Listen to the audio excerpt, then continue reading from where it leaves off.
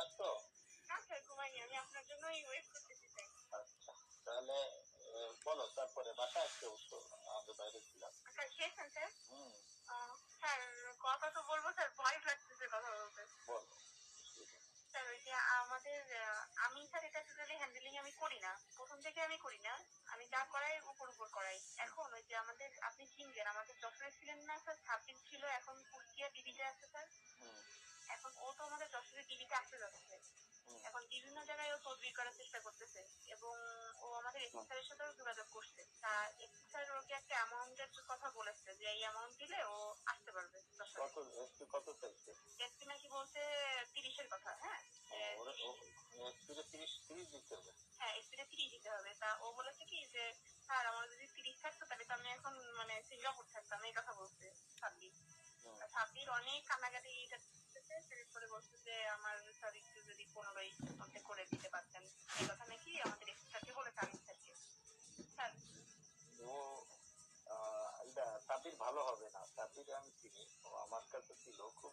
না, সাব্বির এটা কিন্তু উনাই ডাইরেক্টলি কিন্তু এসপি স্যারের সাথে কথা বলেনি, এটা একজনের মাধ্যম দিয়ে বলানো হয়েছে। সে আবার আমার চাচা হয়, বুঝছেন, তার সাথে আবার আমাদের আনিস স্যারের সম্পর্ক ভালো। তা সে বলছে কি যে ভাই আপনি তাহলে একটু যদি আনিস স্যারের সাথে কথা বলে দেখেন যে আমার যদি আনতে পারে তাহলে কেমন কি হয়। তা তখন সে ঠিক আছে, সাব্বির ও ডাইরেক্টলি কোনো কথা বলেনি। ডাইরেক্টলি অসুবিধা, আর ও আনিসকেও পারবে না, ও আনিস কাছে আসতে চায় না, আর আনিসকে পারবে না। আনিসকে 30 লাখ টাকা দিলে ও কোথা থেকে কি করবে?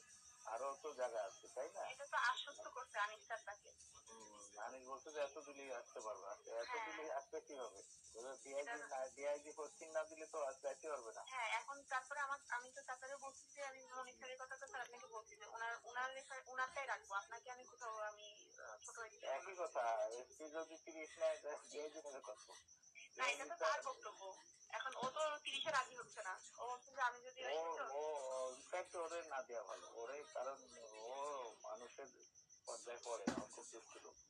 ও ভালো কামাই করতেছে, ভাগ দেওয়া লাগতেছে না, ওদিও ওর ভালো। এখানে এসে ও এসপিরেও জানাবে না কিছু, পয়সা দিয়ে গেলে ডিআইজিরও জানাবে না, অতএব ও দুষ্টমি করবে। ও জায়গা যাওয়ার লোক আছে। আচ্ছা, হ্যাঁ, ও তো আসতে চাচ্ছে। ও হলো মুক্তিযোদ্ধার সন্তান প্লাস আওয়ামী লীগের লোক, আর সাব্বির তো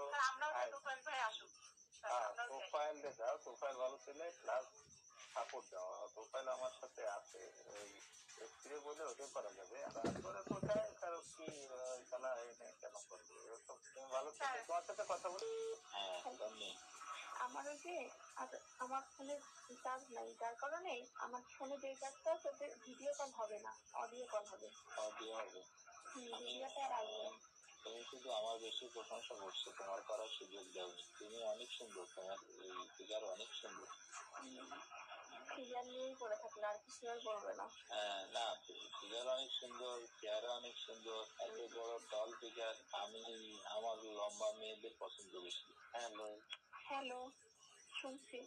তুমি অনেক লম্বা না, তারপরে অনেক ভালো লাগে, অনেক ভালো লাগে। এবার হবে, ওগুলো তো ছিল। এবার এনে রাখবেন। আমি যখন যাবো তখন এনে রাখবেন, আর আমরা এবার লং টাইম একটু সময় কাটাবো, যাতে আমার এটা আরো বেশি ভালো লাগবে। আসলে কি আপনি তো কিছু ছিল না, আমারও একটা খুব নার্ভাস হচ্ছিলাম যদি কোনো ভুল হয়ে যায়, একটা মানে আমিও মানে যেহেতু কোনো প্রোডাকশন ছিল না, আমি বারবার ভাবছি যদি কোনো ভুল হয়ে যায়, একটা টেনশন মাথায় কাজ করতেছিল। আর ওটা থাকলে আরো বেশি রিল্যাক্সে করতে পারবো। না, তারপরেও তুমি তো আমার সুযোগ দিচ্ছ, আমার সেকেন্ড বারে কিন্তু আমার মোটামুটি হয়েছে। সেকেন্ড বারে, ফার্স্ট বারে হলো তুমি তোমার টেকনিকে নিয়ে নেবে, তাই না, হাতে থেকে।